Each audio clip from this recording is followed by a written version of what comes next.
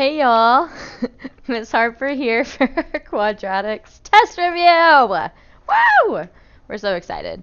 Okay, so first of all, the vocabulary up in here, I'm not actually going to go through this whole part, but if you check your answer key posted to your teacher's Canvas page, you should be able to check your things there. A couple things I'll make note of though. One, remember that like your vertex, maximum, and minimum, those things all kind of go together. The other things that go together are your solutions, zeros, roots, and those parts all go together. One thing I will remind you about real quick is your quadratic parent function. So he's the most basic quadratic function that we have. Oh, I missed it. Gotta try that one more time. Alright, so he looks like this. His vertex is at 0, 0. He's hashtag basic, and it is y equals x squared. Okay, and that's the one I'll remind you about. Everything else, figure out on your own, go through your notes, and check your answer key on your teacher's Canvas page. Alright, part 2. Which quadratic equation best represents the parabola shown below? So here's going to be our strategy for ones like this. Plug them in to your calculator. So if I go here to y equals, and I'm saying y equals x squared plus x plus 5, I'm going to go look at my graph. And I'm going to see, does that match the graph provided? In which case, no, it does not. So A is out. Alright, so we're going to kind of go through that same process here. Next one I try is y equals, well, and again, first thing you should notice too is your a value. Remember, your a value determines if this thing is going to be positive or negative. So since this was a positive 1x squared, that's why it opened up. This is a positive 1x squared. It's going to also open up. So I can automatically take out those two. I know that these C and D are going to open like this, so I just need to see which one fits my graph best. So here, I'm actually going to shortcut a little bit, and I'm going to type them both in. So here's the option C, and here is option D. Alright, hopefully I got all that in there right. So let's go see. I'm going to look at my graphs. Let's take a look which one matches. So there's our first one, option C. And here comes our next one. Ooh, very close call. So then from here, I can kind of see that my vertex, if I look here at my graph, is at 0, 1, 2, 3, 4, 5. So my vertex that I'm looking for, vertex is at 0, positive 5. So from here, I can go look at my table. And I'm going to see which of these graphs has this in their table. So second graph. And I'm looking for, oh no, they both have them. Okay, so they both here have 0, 5. Okay, so then from here, my next option would be to, this was a star test problem, it's very evil. Alright, so next thing I would look, okay, so like one of my zeros is somewhere between 2 and 3. My other one is, okay, so I gotta do this. Okay, so lots of options on approaching this, and your teacher may have taught you different ways, but from here what I would do is, okay, well I see two other nice whole points right here. So I have also the points 2, 1, and this is the point -2, positive 1. So now I want to go look again at my table and see, can I match up some of those points? Oops. Alright, and so here I see the point -2, positive 1, and positive 2, positive 1. And so this blue is representing my blue graph, which was option C. Alright, I would recommend you do those kind of one at a time, but our correct answer choice is here C. And again, the strategy is to match up nice whole points that we have on our graph and match those into our table. Alright, next problem I'm going to talk to you all about is number 2 real quick, just a reminder. So whenever we get this f of 2, so we have to remember, is that telling me that x equals 2, or is that saying y equals 2? Alright, and the answer here, I always tell my students, well, what is that 2 in place of? This normally says f of x, so that tells me that it's saying x equals 2. So then from here, I need to input an x, or a 2 in place of all of my x's. So right here and right here. So -2 Don't forget parentheses are your friends. And then I'm just going to chunk that into my calculator as is. And I have 3 parentheses 2 squared minus 2 plus 6. And I get 16 as my answer there. And I look through my answer choices and boom, we get H is 16. All right. Let's talk about number 3. Number 3, which equation will produce the widest parabola? So again, you have options here. You could plug them in and go see, compare them. Who has the widest parabola? Now, the hint, or in our notes, we said that the closer A is to 0, the wider our graph is. Okay, so meaning if it's like a tiny decimal really close to 0, whether it's positive or negative, it's going to be really wide. But if it's a whole number like 10, it's not going to be that. It's going to be much narrower. So again, we plug these into our calculator. And remember, your calculator is going to be your best friend here on these. So if I compared like 2x squared and I compare it to negative 6x squared, and I'm trying to find who is the widest graph, I'm going to kind of do like a tournament here. Who is going to win the widest graph? Uh-oh. I must have typed something in wrong. Of course. We quit. Go back. Y equals. I put minus x squared instead of negative x squared. There we go. Alright, so here comes our letter option A, 2x squared, and here comes negative 6x squared. Woo! Okay, so we can see that the second one, negative 6x squared, is skinnier, so B is going to be out. Then I'm going to compare him to the next graph, and I'm going to type in y equals, okay, 2x squared is so far the widest graph. Now I'm going to look at it, compare it to negative 0.6x squared, negative 0.6x squared, and then I'm going to go graph that. And again, I'm looking for who is going to be the widest graph. So there's our first guy. He's in the running. Oh no, this one just got far wider. So now A is out of the contest, C is in, and now it's going to come down between C and D. So I'm going to replace this one with letter option D, 0.2x squared. 0.2x squared. So here comes D. Whoa, I think we have found ourselves a winner. And here comes back for option C. And as you can tell, the widest parabola that was graphed was this function here. And we can tell again because this is a very tiny, tiny decimal, very, very close to 0. So it's going to be very wide. All right, which of the following is the vertex? So vertex, let's go ahead and practice that in the calculator. Though we can use it algebraically too, and I'll remind y'all how to do that. But first, we're going to point you towards the calculator. Your calculator is going to be your friend here on this test. So I type in my function, I go to my graph, and I'm trying to find the vertex. So that means I need to figure out, do I have a maximum or a minimum? Well, this is a maximum. It's the highest point. So I'm going to go second trace, and I'm going to find that maximum by doing this. All right. Remember, this just needs to be somewhere to the left of your vertex, over here somewhere to the right of your vertex, doesn't matter exactly where. Hit enter one more time, and 0.999, I'm going to assume and guess that's going to be 1, 4. 1, 4 is my vertex, and so I see that here. Now, if you'd like to remember how to do it algebraically, remember first we find the axis of symmetry by doing negative b over 2a, a, b, and c. So I would have x equals negative of b over 2 times a, which was negative 1.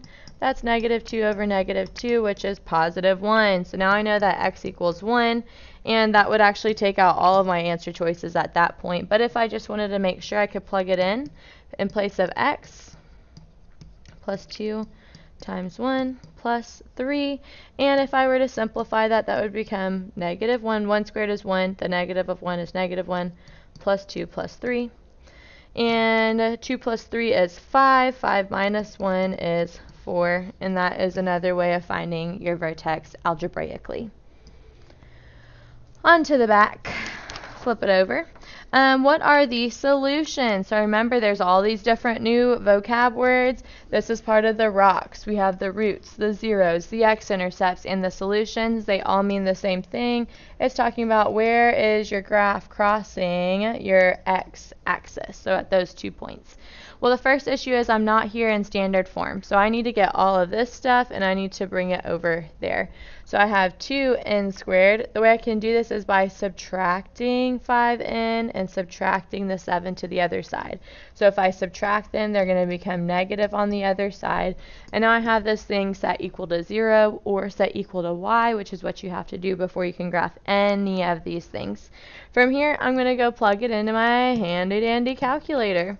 I have 2x squared minus 5x minus 7.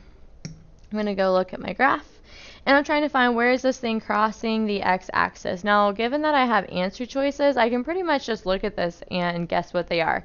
Looking at my answer choices, I can definitely guess I have one here at -1, and if I were to take my best guess over here, that'd be at 1, 2, 3. So somewhere between 3 and 4. Looking at my answer choices, I have the answer 3.5. So I would say -1, 3.5. So -1 and 3.5. Now, just a refresher, in case you want to practice finding that 0, we do this. Let's say I'm just going to go check on this 0 over here, my right one. Alright, so remember, this needs to be somewhere here just below your x-axis, and then up here just above your x-axis. Enter, enter, and I see my 0 is at 3.5. Now over here for y, I got some weird number, but remember, anytime you see that e is representing a 0. So 3.5, 0, and -1. Again, number 6. Plug it in your calculator, graph it, see which one matches it. I'm actually going to skip this one, but pay attention, because look right here. Here is your point. Ooh, 0, 0 is right here. So it's kind of hard to see your axis is here. But look, I'm increasing by 2's. So this is 2, 4, 6, 8. So pay attention to your scale. So this would be at -2, -4. This one's probably at -6, 0. And this one here is at +2, 0. Alright, so pay attention to that scale, and then plug these into your graphing calculator until you find a graph that also crosses at -6, 0, and 2, 0, or look in your table for that one. Alright, last one I wanted to, actually we're going to go through these last few ones. Number 7, graphing these things. So again, I'm going to practice graphing this in the calculator, because our calculator is going to be our best friend. -2x squared plus 8x minus 6. I'm going to go look at my graph, and I'm going to use this graph in my calculator and my table to graph this quadratic function. So first thing is, I want to find my vertex by doing second trace. This is a maximum point. So I'm going to move my cursor just here to the left of my vertex, somewhere over here just to the right of my vertex. And again, remember, you're setting in boundary lines to say, hey, Mr. Calculator, will you find the highest point between these two lines? And he's like, okay, I'll do that. And so we get our max at 2, 2. So that is our vertex, 2, 2. So if I wanted to graph that thing, I could graph that right here. That also means that has something to do with my axis of symmetry. I cross through my x-axis at x, so I have x equals 2. Now let's go ahead and find those zeros. Now I could probably take a guess on where those zeros are. And remember, you can also use your table. See if they might appear in your table. Your zeros are whenever the y value is 0. So look right here. 1, 0. Here's my vertex, 2, 2, and then here is another 0, 3, 0. So don't forget, you can use your table to find them. As long as your x-intercepts are whole numbers, you'll be able to find them in your table. But just to double check and refresh on those calculator steps, I want to look for my 0. So let's say I go to look for this one right here. Just here to the left of my x-intercept, and just here to the right. Enter one more time, and it tells me my first 0 is at 1, 0, and I'm going to go ahead and write that other one in that we saw in our table at 3, 0. So those are here and here. Obviously, this thing's going to open down as we saw on our calculator. Domain is always all real numbers, and my range, well, I have a high point, and that's at my y-axis at 2. Now ask yourself, do you have values that are bigger than 2, or does your graph have values that are less than 2? And in this case, it is less than or equal to 2. All right, last two problems, number 8 and 9. These are over those transformation parameter changes. So if h of x equals x squared, what changes would be made if the graph was changed to this? Now this looks horrific. So let's write for a second. H of x equals x squared. All right, now g of x equals 2 times h of x plus 3. Well, what does h of x equal? X squared. So we plug that in right here. Now if I wanted to simplify that, I could say g of x equals 2 times x squared is 2x squared plus 3. All right, and so then again, what we want to do is just go plug those things into our graphing calculator and compare them. So our first function was x squared, and our second function was 2x squared plus 3. And we're going to go compare it. Is this thing wider or narrower? Is it shifted up or down? So there's our original function, and here is our new function. Now it's technically, okay, so we can tell it is a little bit skinnier, and we can tell that too by the number attached here. Remember, if it's further from 0 or if it's a big whole number, it's going to become narrower. And then we could also see, because of this plus 3, there was a shift up. All right, it was up 3 units. And our last problem here, number 9, let's see, if g of x, blah, blah, blah, and the graph was shifted up 10 units, what would be the new value of c? So remember, c is the outstanding number here that doesn't have a variable attached to it. So right now I have this thing, and we're saying, okay, we could take a little guess and know that this thing is sitting somewhere down here at -4. So let's say it looks something kind of like that. And it's saying, well, what if we shifted it up 10 units? So basically it's saying, what if I added 10 here to the c value? Well, that's not going to be at 14. It's not going to be at -6, but -4 plus 10 is actually +6. So let's see, with my new graph would become 5x squared plus 6, because I shifted it up 1, 2, 3, 4, 5, 6, 7, 8, 9, 10, and that would end up being up here at 6 or whatever, okay? So just to confirm, we can again always plug those things into our graphing calculators. And let's see, we would have 5x squared minus 4, and let's just say I changed that 5x squared and I made it a plus 6. So again, the difference between -4 and +6 is 10. And I want to go graph and see, does that look kind of like what I'm thinking? Is there a shift up 10 units? And maybe, there he is. All right, and so again, we can see that shifts up 1, 2, 3, 4, 5, 6, 7, 8, 9, 10 units. So what would the new value of c be? C would equal 6. All right, c would equal 6. And that's it. If you have more questions, please don't forget to check your answer key posted on your Canvas page, or go see your algebra teacher.